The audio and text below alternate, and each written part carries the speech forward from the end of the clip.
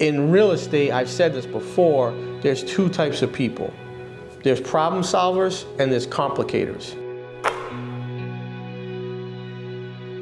So I think the most frustrating part of real estate is that you're dealing with so many personalities. You have a buyer, you have a seller, you have a buyer's agent, and you have a listing agent. You have 4 people that hopefully have the same common goal at the end, which is ultimately to close for the buyer or seller, depending on what side of the transaction you are.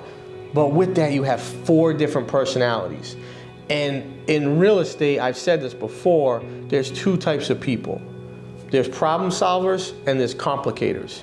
You can have 3 problem solvers and 1 complicator, and that complicator can make for a very difficult transaction. So I think the hardest part of real estate is that you can't control everything, but yet one piece or one wheel or one part of that transaction can be off and can throw the whole thing out of whack. A transaction can go from good to bad in 5 minutes, and it can stay there. Or you can solve that problem and turn it back into a good transaction. So that's the part that I think is frustrating, is that even though I could be stellar on my end, if one of the other 3 parties aren't holding their weight, it'll impact the transaction negatively.